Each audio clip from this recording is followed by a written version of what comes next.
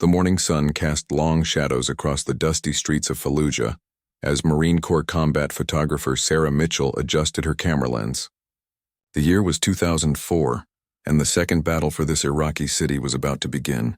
Sarah had volunteered for this assignment, knowing the dangers but believing that the world needed to see what was happening on the ground.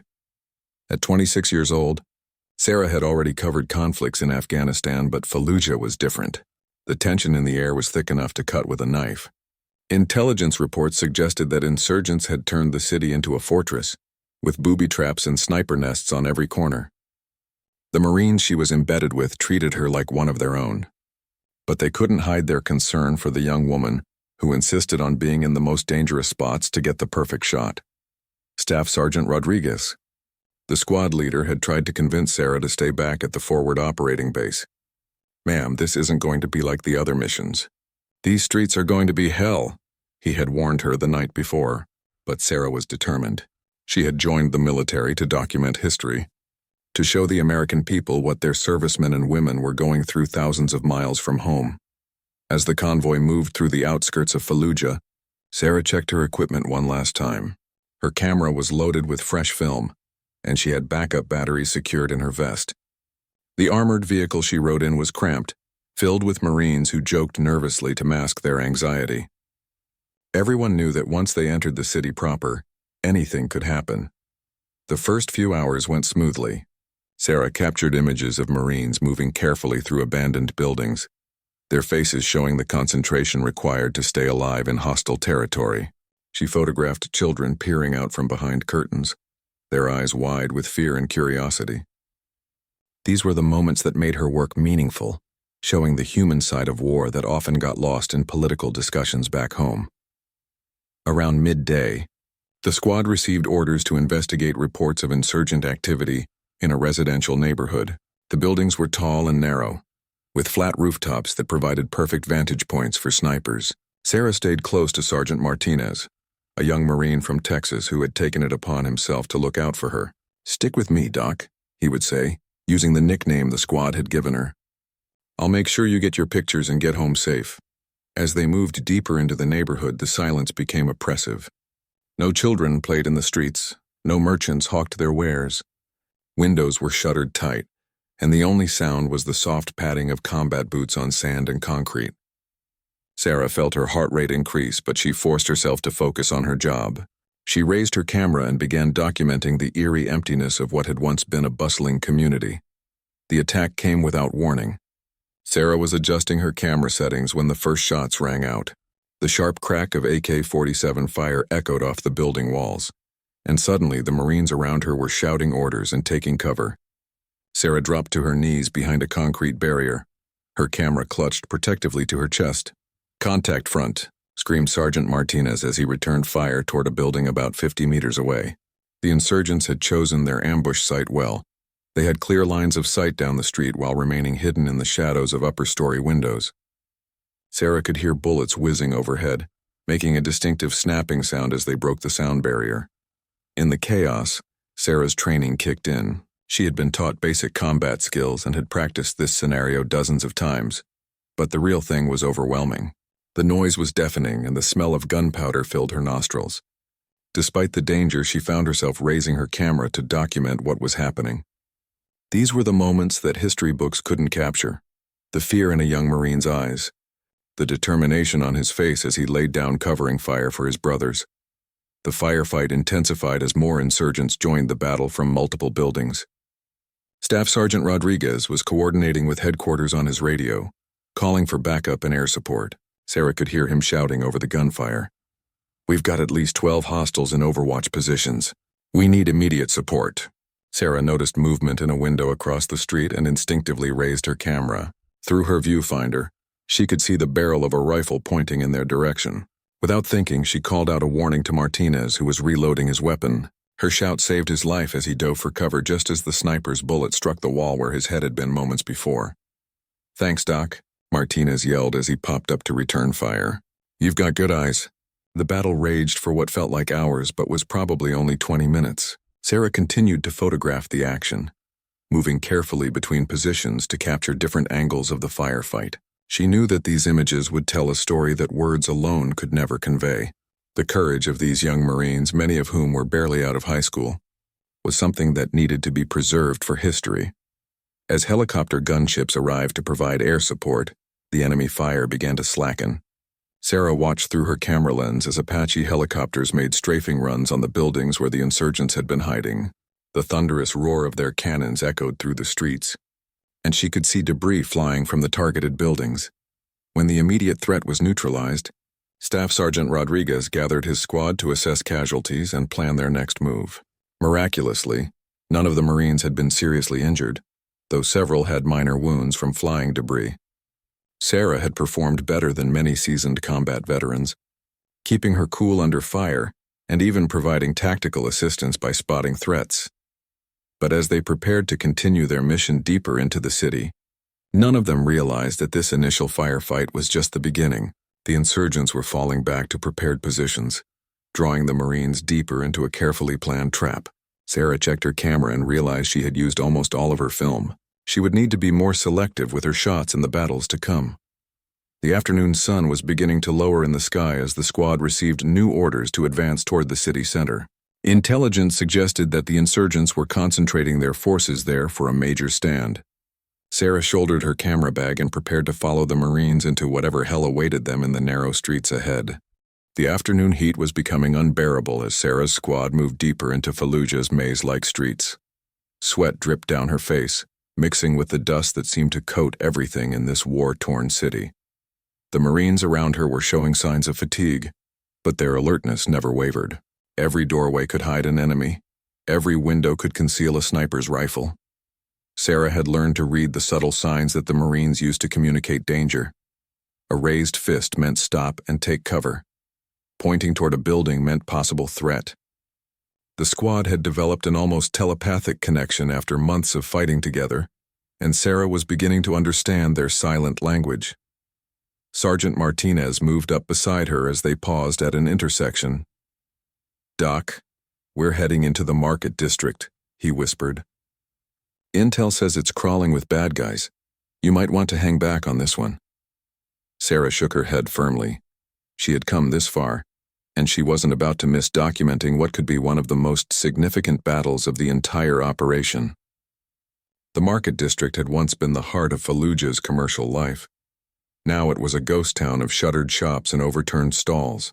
Merchandise was scattered across the ground, trampled by fleeing civilians and fighting forces. Sarah captured images of the destruction, knowing that these photos would show the human cost of war beyond just military casualties.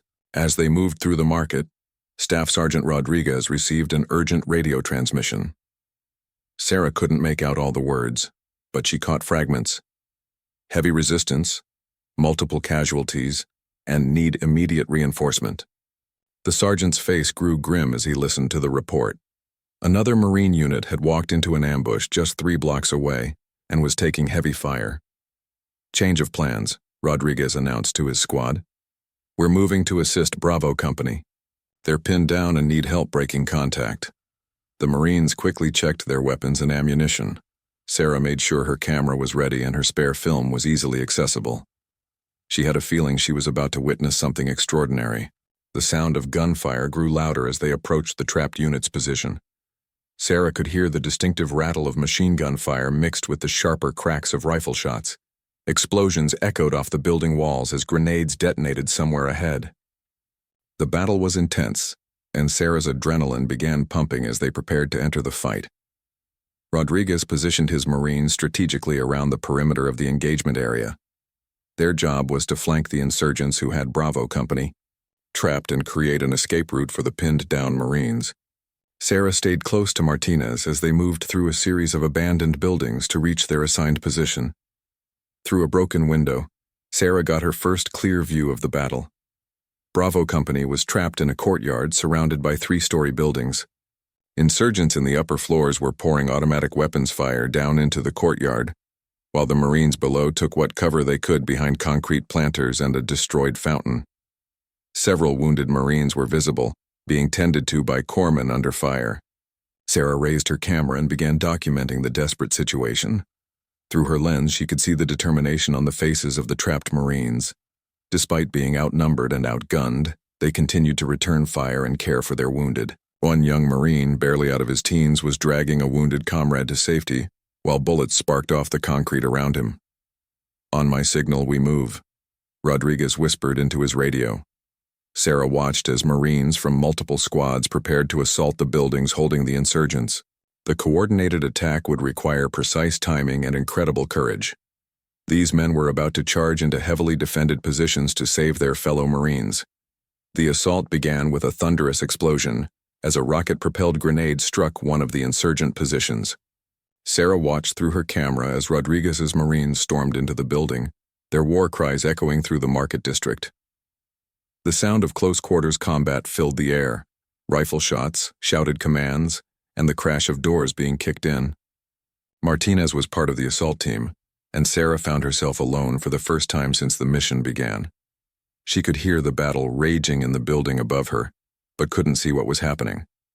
The waiting was almost worse than being under fire. She listened to the sounds of combat and tried to determine from the noise whether her friends were winning or losing the fight. Suddenly, an insurgent appeared in the doorway of her hiding spot. Sarah's blood ran cold as she realized she had been discovered. The man was young, probably in his 20s, with wild eyes and an AK-47 in his hands. For a moment, they stared at each other in shock. Sarah's hand moved instinctively toward the pistol on her belt, but she knew she would never draw it in time. The insurgent raised his rifle, and Sarah thought her life was over. But before he could fire, Martinez appeared behind him like a ghost. The Marine's knife flashed once, and the threat was neutralized instantly. Martinez helped Sarah to her feet, his face grim. "Stay closer to me, Doc," he said simply. "This place is crawling with them." The fighting in the building above was beginning to wind down. Sarah could hear Rodriguez on the radio reporting that the insurgent position had been cleared. Through the windows, she could see Bravo Company's Marines beginning to move out of the courtyard, carrying their wounded with them. The rescue mission had been successful, but the cost was becoming apparent.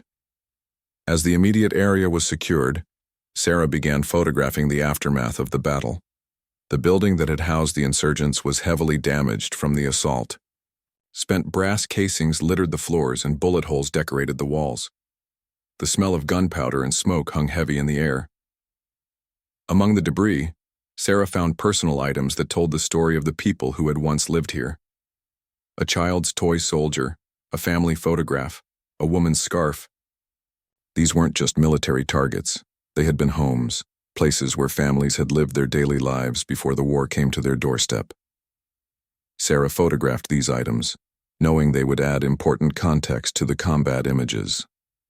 Martinez found her kneeling beside a bullet-riddled family portrait. "Heavy stuff, Doc," he said quietly. "Makes you think about why we're really here." Sarah nodded, not trusting herself to speak. The human cost of this conflict was becoming more real with every photograph she took. Staff Sergeant Rodriguez approached them with new orders. "We're moving to the city center," he announced. "Command thinks the insurgents are massing for a counterattack. We need to be in position before they make their move." Sarah checked her equipment and prepared to follow the Marines deeper into the urban battlefield. As they left the market district behind, Sarah looked back at the destruction they were leaving in their wake. Buildings were damaged, vehicles destroyed, and the streets were littered with the debris of war. But she also saw signs of hope. Marines sharing water with Iraqi civilians. A corpsman treating a wounded insurgent with the same care he gave to American soldiers. The sun was beginning to set as they moved toward their new objective. Sarah knew that night fighting would bring new challenges and new dangers. In the darkness, it would be even harder to distinguish between friend and foe, and the risk of friendly fire incidents would increase dramatically. She made sure her camera's flash was working properly, knowing she might need it to capture the events of the coming night. Night was falling over Fallujah like a heavy blanket, bringing with it a different kind of terror. The Marines had switched to night vision equipment, their green-tinted world revealing shadows and movements invisible to the naked eye. Sarah didn't have night vision gear, making her completely dependent on the Marines around her to navigate the darkened streets safely. The squad had taken position in a partially destroyed school building that overlooked a major intersection in the city center. Intelligence reports suggested that insurgents were using this crossroads to move supplies and reinforcements between different parts of the city. Sarah's job was to document any enemy activity while the Marines prepared to intercept these movements. Staff Sergeant Rodriguez had positioned his men strategically throughout the building. Some were on the roof with radio equipment, others covered the windows facing different directions, and a few remained mobile to respond to threats from any angle. Sarah found herself on the second floor with Martinez and 2 other Marines, watching the intersection through holes blasted in the concrete walls by previous battles. The darkness was oppressive and filled with strange sounds. Distant gunfire echoed from other parts of the city, where different Marine units were engaged in their own battles. Dogs barked somewhere in the ruins, and occasionally the wind would carry voices speaking Arabic, though it was impossible to tell if they belonged to civilians or insurgents. Sarah set up her camera equipment as quietly as possible. She had loaded high-speed film that would work better in low-light conditions, though she knew the quality wouldn't be as good as her daylight shots. Every sound seemed amplified in the darkness, and she found herself holding her breath to avoid making noise that might give away their position. Around 10 o'clock, Martinez spotted movement through his night vision scope. "We've got vehicles approaching from the north," he whispered into his radio. Sarah strained her eyes but could see nothing in the darkness. She had to trust the Marines' enhanced vision and wait for their signal before using her camera's flash. Through his scope, Martinez could see a convoy of 3 pickup trucks moving slowly down the street. The vehicles were loaded with armed men and what appeared to be weapons and ammunition. This was exactly the kind of enemy movement that Command wanted to intercept. Rodriguez made the decision to let the convoy enter the intersection before springing their trap. The tension in the building was electric as the Marines prepared for action. Sarah could hear them checking their weapons and adjusting their positions. Someone whispered a prayer in Spanish while another Marine kissed a photograph he kept in his helmet. These young men were about to risk their lives again, and Sarah felt honored to witness their courage. As the first truck entered the intersection, Rodriguez gave the signal to open fire. The night exploded with muzzle flashes and tracer rounds as the Marines unleashed devastating firepower on the convoy. Sarah raised her camera and began photographing the engagement, her flash briefly illuminating the chaos below. The insurgents in the trucks were caught completely by surprise. The lead vehicle was disabled immediately by concentrated rifle fire, and its occupants scrambled for cover behind the other trucks. Return fire began almost instantly, with muzzle flashes appearing from doorways and windows around the intersection as more insurgents joined the battle. Sarah continued photographing the action, moving carefully between windows to capture different angles of the firefight. Through her camera lens, she could see the Marines' precise movements and coordinated fire. Each man knew his job and executed it flawlessly despite the chaos erupting around them. The battle intensified when the insurgents brought up a heavy machine gun and began raking the school building with automatic fire. Concrete dust and debris showered down on Sarah and the Marines as bullets chewed through the walls around them. Martinez grabbed her arm and pulled her back from the window just as a burst of fire shattered the concrete where she had been standing. "They've got us spotted," Rodriguez shouted over the gunfire. "We need to change positions." The Marines began a tactical withdrawal to different parts of the building, but the enemy fire was too intense for them to move safely. They were effectively pinned down in their original positions. Sarah found herself pressed against a wall between Martinez and another Marine named Johnson. Bullets were impacting the wall just inches above their heads, sending fragments of concrete raining down on them. Despite the danger, Sarah continued to work, documenting the courage of these young men under fire. Johnson, who couldn't have been more than 19 years old, was calmly returning fire through a shell hole in the wall.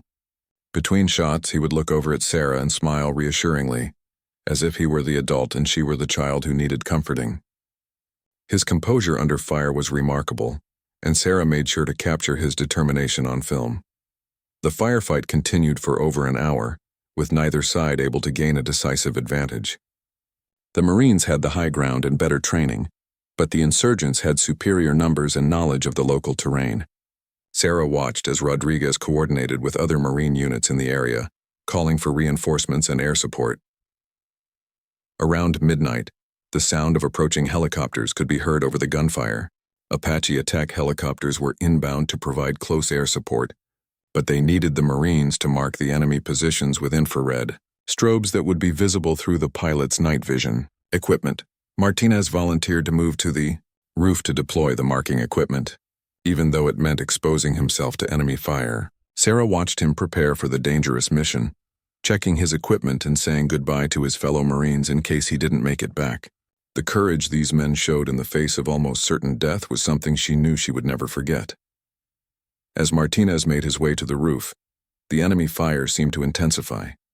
The insurgents had spotted the movement and were trying to prevent the Marines from calling in air support. Bullets sparked off the metal stairway as Martinez climbed toward the roof access door. But he never hesitated or slowed down. Sarah positioned herself at a window where she could potentially photograph Martinez on the roof, though she knew the darkness would make it nearly impossible to get a clear shot. The sound of his boots on the concrete above told her he had reached his destination safely. But the real danger was just beginning. The infrared strobes were activated just as the Apache helicopters arrived on station. Through her camera viewfinder, Sarah could see the aircraft's position lights moving against the star-filled sky. The pilots were in communication with Rodriguez, confirming target locations and preparing to engage. When the helicopters opened fire, the night sky lit up with tracer rounds and explosions. The thunderous roar of their cannons drowned out all other sounds as they systematically destroyed the insurgent positions around the intersection. Sarah photographed the awesome display of firepower, knowing that these images would show the technological advantage that American forces brought to the battlefield.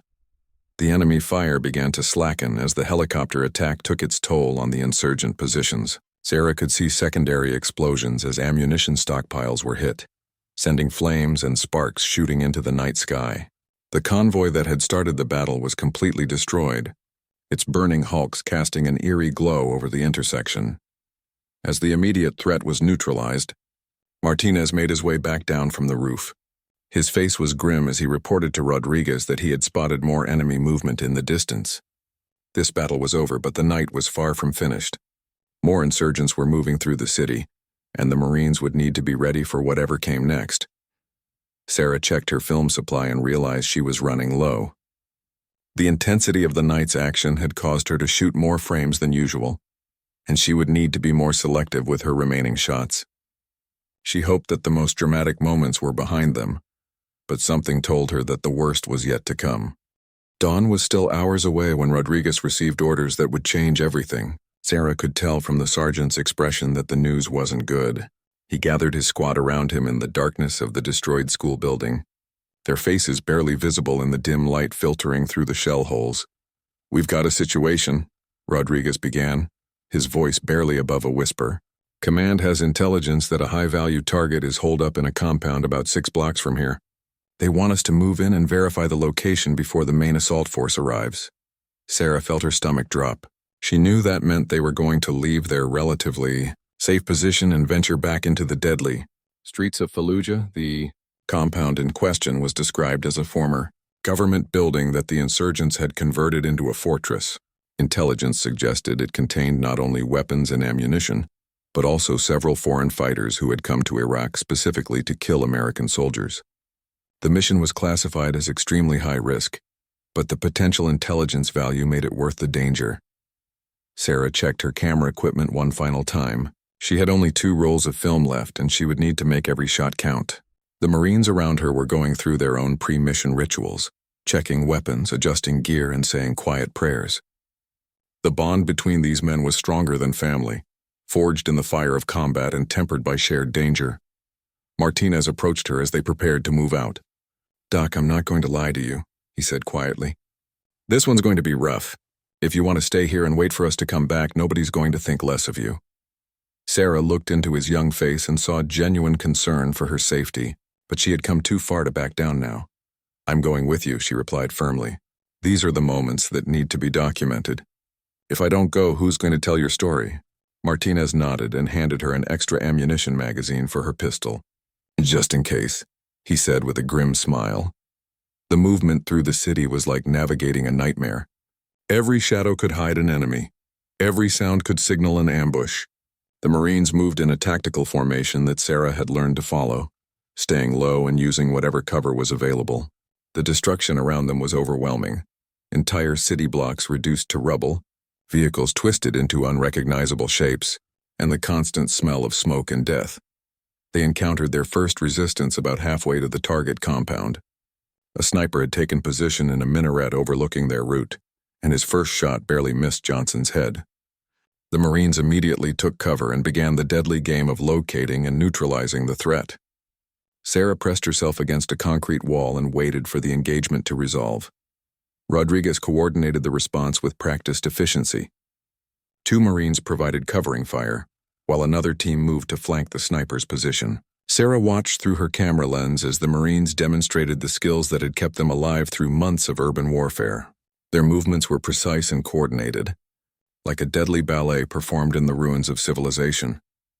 The sniper was eliminated after a tense 10-minute engagement, but the gunfire had alerted other insurgents in the area. Sarah could hear movement in the buildings around them, and she knew their mission had just become much more dangerous. The element of surprise was gone, and they would have to fight their way to the target compound. As they continued their advance, the opposition intensified.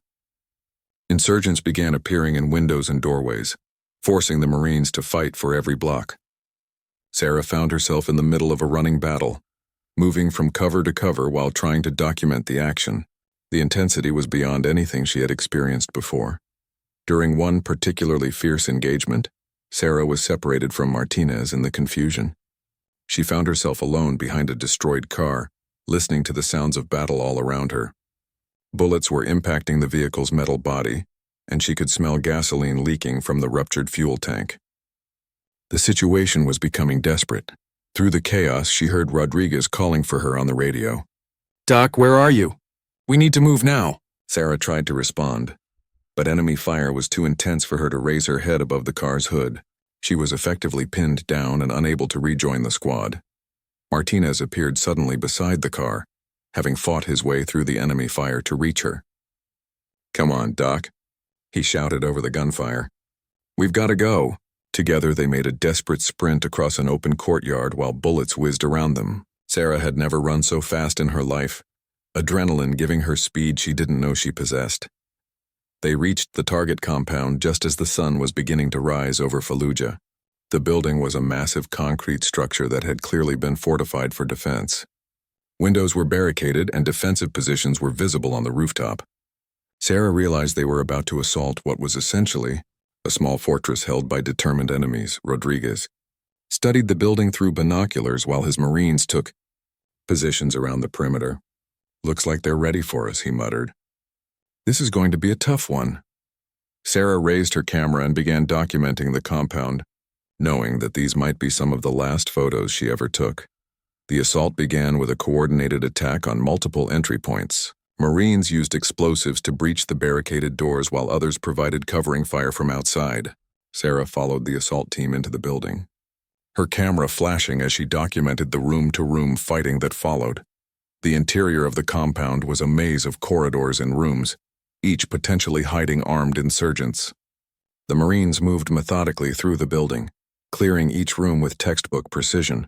Sarah stayed close behind them, photographing their professional approach to the deadly work of urban combat. In one room, they discovered a cache of weapons and explosives that confirmed the intelligence reports. Rocket-propelled grenades, improvised explosive devices, and thousands of rounds of ammunition were stacked against the walls. Sarah documented the find, knowing that these photos would be crucial evidence of the insurgents' capabilities. The fighting reached its climax on the building's top floor, where the foreign fighters had made their final stand. These were not local insurgents fighting for their homeland, but trained killers who had come to Iraq for the sole purpose of killing Americans. They fought with a fanatical determination that made them extremely dangerous opponents. Sarah was photographing the Marines as they prepared to assault the final room when the explosion occurred. An insurgent had detonated a suicide vest and the blast threw her backward into a concrete wall. The last thing she remembered was the sound of Martinez screaming her name as darkness closed in around her. When Sarah regained consciousness, she was lying on the floor of the compound with blood running down her face. Her ears were ringing from the explosion, and she could barely make out the sounds of continued fighting somewhere in the building. Her camera lay broken beside her, its lens shattered and film scattered across the floor. Martinez was kneeling beside her, his face etched with concern. "Doc, can you hear me?" he was saying, though his voice sounded like it was coming from underwater. Sarah tried to sit up, but immediately felt dizzy and nauseous. Something was seriously wrong, but she couldn't figure out what it was. "My camera," she managed to whisper. Martinez looked at the destroyed equipment and shook his head sadly. "It's gone, Doc. But you're alive, and that's what matters." Sarah felt tears running down her face as she realized that all of her work, all of the historic moments she had captured, were lost forever. But Martinez had more pressing concerns. "Doc, we need to get you out of here," he said urgently. "The building's not secure, and you need medical attention." Sarah tried to protest, but her body wasn't responding properly. She was hurt worse than she initially realized, and evacuation was her only chance of survival. The world came back to Sarah in fragments. First, the taste of blood and dust in her mouth, then the sensation of being carried, strong arms supporting her weight as boots pounded against concrete. The ringing in her ears was so loud it drowned out almost everything else, but she could make out Martinez's voice shouting into his radio. "We need immediate medical evacuation." "Doc is hurt bad." Sarah tried to focus her vision, but everything seemed to blur together. She could see the ceiling of the compound passing overhead. Then suddenly they were outside in the harsh morning sunlight. The brightness made her head pound even worse, and she had to close her eyes against the pain. Something warm was running down her neck, and she realized it was blood from wounds she couldn't even feel yet. Rodriguez appeared beside Martinez, his face grim as he assessed Sarah's condition. "How bad is it?" he asked, though Sarah could barely hear him over the ringing in her ears. Martinez shook his head, indicating it was serious. They needed to get her to a medical facility immediately, but they were still deep in hostile territory with no clear evacuation route. The compound assault had been successful, but at a terrible cost. Sarah learned later that 3 Marines had been killed in the suicide bombing, including young Johnson, who had been standing right next to her when the explosion occurred. The insurgents were all dead, and valuable intelligence had been recovered. But the price paid in American blood made victory feel hollow. As they prepared to move Sarah to a safer location, enemy fire erupted from surrounding buildings. The insurgents had regrouped and were launching a counterattack to retake the compound. Sarah found herself caught in the middle of another firefight. Barely conscious and unable to protect herself, the Marines formed a protective circle around her, returning fire while trying to shield her from additional harm. Staff Sergeant Rodriguez made a command decision that would save Sarah's life.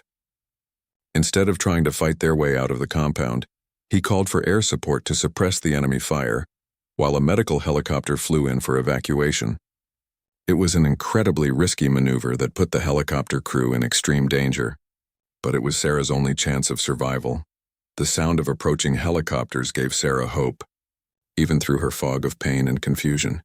She could hear the distinctive whop-whop-whop of rotor blades getting closer, followed by the thunderous roar of aircraft cannons as the escort gunships cleared the landing zone. The cavalry was coming, just like in the old Western movies her father had loved. Martinez never left her side during the evacuation. Even as bullets flew around them, he stayed low beside her stretcher, holding her hand and talking to her constantly. "Stay with me, Doc," he kept saying. "You're going to be fine. We're going to get you home." Sarah tried to respond, but her throat felt like it was filled with sand, and she could barely whisper. The medical helicopter landed in a cloud of dust and debris, its rotors creating a miniature sandstorm in the compound courtyard. Sarah caught glimpses of the aircrew as they ran toward her position. A pilot, co-pilot, crew chief, and combat medic, all risking their lives to save hers. The sight of these additional heroes coming to her aid filled her with gratitude even through her pain. The evacuation itself was a blur of movement and medical procedures. Sarah was lifted onto a stretcher and carried to the helicopter while the Marines continued to provide covering fire. The aircraft's medic immediately began working on her injuries, starting an IV line and assessing her condition. His hands moved with practiced efficiency, and Sarah could see the concentration on his face as he fought to stabilize her for the flight to the field hospital. As the helicopter lifted off, Sarah got her last look at Fallujah through the aircraft's door. The city spread out below her like a concrete wasteland, smoke rising from dozens of fires and destruction visible in every direction. She thought about all the stories she had wanted to tell, all the heroic moments she had hoped to capture on film. Her mission was over.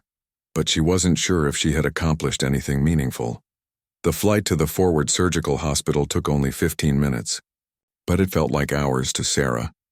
The helicopter's medic worked continuously during the flight, monitoring her vital signs and administering medications to keep her stable. She drifted in and out of consciousness, sometimes aware of the aircraft's vibrations and the medic's voice, other times lost in a haze of pain and confusion. At the field hospital, Sarah was rushed into surgery immediately. The medical team had been alerted by radio during the flight and was waiting for her arrival. As they wheeled her into the operating room, Sarah caught sight of a clock on the wall showing 800 hours. She had been in Fallujah for less than 24 hours, but it felt like a lifetime. The surgeons discovered that Sarah had been hit by 14 bullet fragments and pieces of shrapnel from the suicide bombing. Most of the wounds were superficial, but several pieces of metal had penetrated deeper, causing internal bleeding and threatening vital organs. The fact that she was still alive was nothing short of miraculous, according to the lead surgeon who operated on her. During the surgery, Sarah's condition deteriorated rapidly. Her blood pressure dropped dangerously low and her heart rate became erratic. The surgical team worked frantically to stop the internal bleeding and remove the most dangerous pieces of shrapnel. At one point, they lost her pulse entirely and had to perform emergency resuscitation to bring her back. News of Sarah's injuries spread quickly through the Marine units in Fallujah. Martinez and the other members of her squad were devastated by what had happened to their photographer. She had become more than just a journalist documenting their war. She had become family, a brave woman who had shared their dangers and earned their respect through her courage under fire. Rodriguez visited the field hospital as soon as his unit was relieved from the front lines. He found Sarah unconscious in the intensive care unit, connected to multiple machines that monitored her vital signs. Her face was swollen and bandaged, and tubes helped her breathe. The sight of this tough, determined woman reduced to such a fragile state brought tears to the hardened sergeant's eyes. The doctors explained to Rodriguez that Sarah's injuries were severe, but not necessarily fatal. The next 48 hours would be critical in determining whether she would survive. Several pieces of shrapnel were still lodged in her body, too close to vital organs to remove safely. Her brain had suffered trauma from the explosion, and they weren't sure yet if there would be permanent damage. Word of Sarah's condition reached her family back in the United States through official military channels. Her parents, who had opposed her decision to embed with combat units, were devastated by the news. They immediately began making arrangements to travel to Germany, where Sarah would be transferred once she was stable enough for the long flight. Meanwhile, in Fallujah, the battle continued to rage. Martinez carried Sarah's broken camera with him as his squad pushed deeper into the city. He had salvaged what film he could from the wreckage, hoping that some of her photographs might be salvageable. The images she had captured deserved to be seen by the world, even if she might not be alive to see them published. The insurgents had not given up their fight for the compound where Sarah was wounded. 3 separate counterattacks were launched over the next 2 days, each one repelled by the Marines who now held the position. The building had become strategically important, and both sides were willing to pay a heavy price to control it. Sarah's sacrifice had helped secure a vital foothold in the heart of enemy territory. Dr. Jennifer Walsh, the surgeon who had operated on Sarah, checked on her patient every few hours. She had seen hundreds of combat casualties during her deployment, but there was something special about this young photographer, who had risked everything to document the war. Dr. Walsh found herself personally invested in Sarah's recovery in a way that was unusual for her professional demeanor. On the second day after the surgery, Sarah briefly regained consciousness. Her vision was blurry and she couldn't speak because of the breathing tube, but she was aware of her surroundings. Dr. Walsh was there immediately, checking her pupils' response to light and asking simple questions that Sarah could answer by squeezing her hand.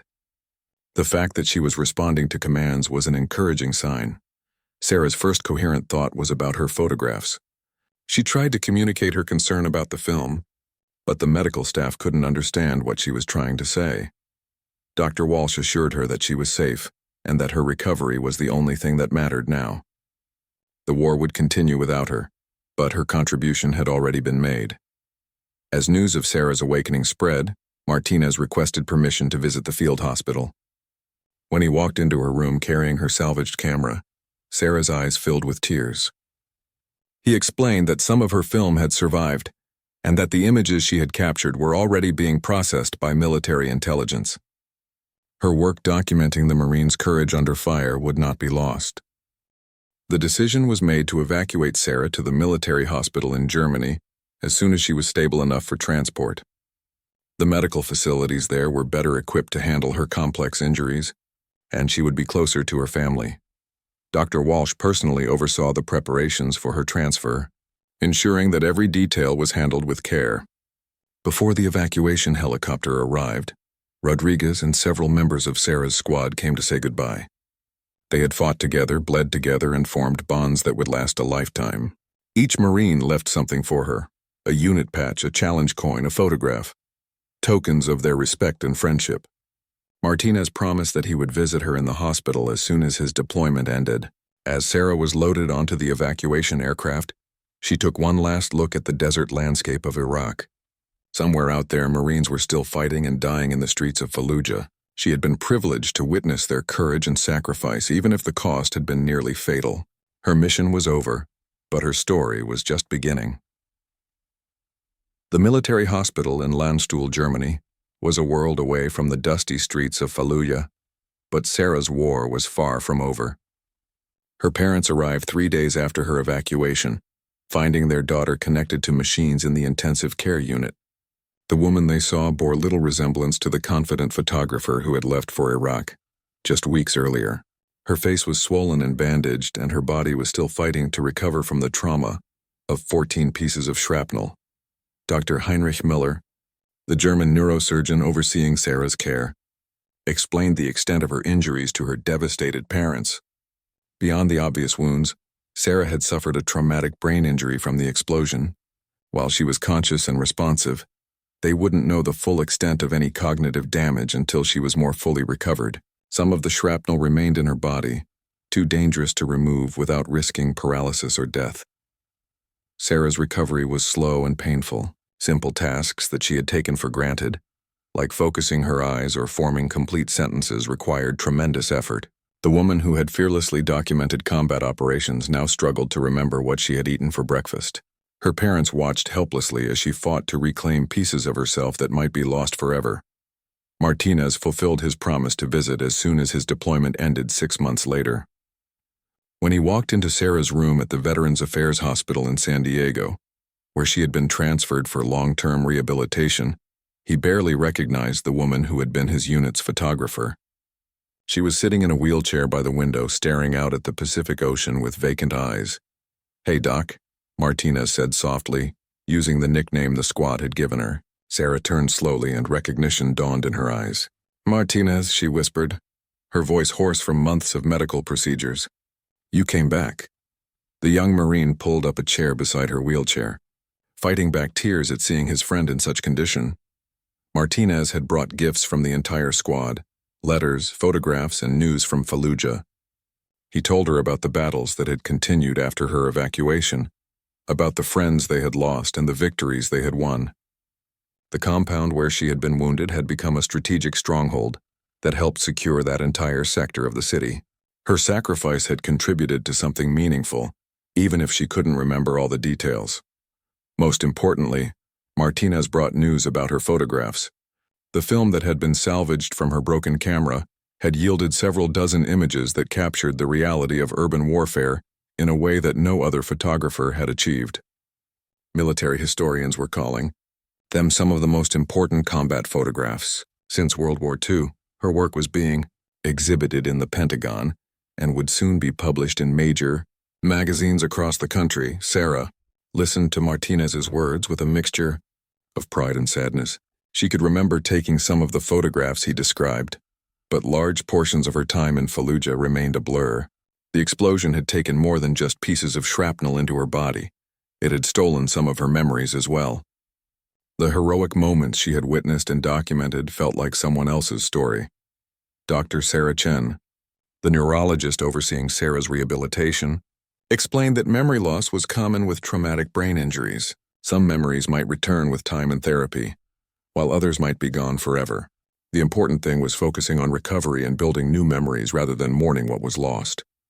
Sarah had survived something that should have killed her, and that was a victory in itself. Physical therapy was a daily struggle that tested Sarah's determination in ways that combat never had. Learning to walk again, to hold a camera steady, to focus on a subject through a viewfinder. These basic skills that had once been second nature now required conscious effort and practice. Some days she wanted to give up, convinced that she would never be the photographer she had been before. Rodriguez visited during her third month of rehabilitation, bringing with him a special surprise. The Defense Department had approved the release of her combat photographs for public viewing, and several major news organizations wanted to feature her work. More importantly, they wanted to tell her story, how a young photographer had risked everything to document the courage of American warriors in one of the war's most dangerous battles. The recognition was gratifying, but Sarah found herself struggling with survivor's guilt. Johnson, Williams, and Patel, 3 Marines who had been killed in the same explosion that wounded her, would never receive medals or recognition for their sacrifice. They had died protecting their country while she lived to tell their story. The weight of that responsibility was almost overwhelming. Sarah's parents encouraged her to write about her experiences, believing that sharing her story might help with the healing process. With shaking hands and frequent breaks to rest her still recovering brain, Sarah began documenting her memories of Fallujah. The words came slowly at first, but gradually she found her voice again, describing the courage and brotherhood she had witnessed in the midst of urban warfare. A year after her evacuation from Iraq, Sarah received news that changed everything. The Navy SEALs who had been operating in Fallujah during her time there had specifically requested permission to visit her. Their mission had been classified, but they revealed that her photographs had provided crucial intelligence about insurgent positions and capabilities. The images she had captured had directly contributed to successful operations that saved American lives. The SEAL team leader, Lieutenant Commander David Morrison, presented Sarah with a special recognition from the Naval Special Warfare Command. "Your courage under fire and dedication to documenting the truth made you an honorary member of our brotherhood," he said during the ceremony at the VA hospital. "You may not wear our uniform, but you've earned our respect and gratitude." Sarah's story began receiving national attention as her photographs were published and her account of the battle for Fallujah reached the public. She was invited to speak at military academies and veterans organizations, sharing her experiences and honoring the memory of those who hadn't returned home. Speaking was difficult due to her injuries, but she persevered because she knew the story needed to be told. 2 years after Fallujah, Sarah had recovered enough to return to limited photography work.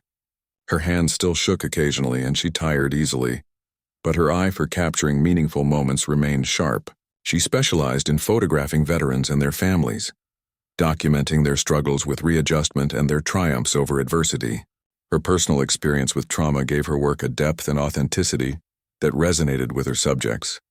Martinez became one of her closest friends during the recovery process, visiting regularly and helping her navigate the complicated world of veterans' benefits and medical care. He had left the Marines after his deployment and was studying journalism, inspired by Sarah's dedication to telling important stories. Together, they worked on a book about their experiences in Fallujah, combining his memories with her photographs and writings. The final recognition came 3 years after her evacuation, when Sarah was invited to the White House to receive the Presidential Medal of Freedom for her service to the nation. Standing with the aid of a walking cane, she accepted the medal on behalf of all the service members who had protected her during her time in Iraq. In her brief speech, she emphasized that the real heroes were the young men and women who continued to serve in dangerous places around the world. Sarah never fully recovered from her injuries. The shrapnel that remained in her body caused chronic pain, and her traumatic brain injury left her with permanent challenges. But she had found a new purpose in honoring the memory of those who had fallen and telling the stories of those who continued to serve. Her photographs from Fallujah became historic documents that preserved the courage and sacrifice of an entire generation of warriors. On quiet days, Sarah would sit by her window and look through the photographs that Martinez had saved from her broken camera. Each image brought back fragments of memory: the determination in Johnson's young face, the precision of Rodriguez's leadership, the brotherhood that had sustained them all through the darkest moments. She had lost much in Fallujah, but she had also gained something precious, the knowledge that she had witnessed and documented true heroism in its purest form. The war in Iraq eventually ended, but Sarah's mission continued. Through her photographs, writings, and speaking engagements, she ensured that the sacrifices made in places like Fallujah would never be forgotten. She had survived 14 rounds of shrapnel and lived to tell the story that needed to be told, honoring the memory of those who hadn't been as fortunate and celebrating the courage of those who had brought her home.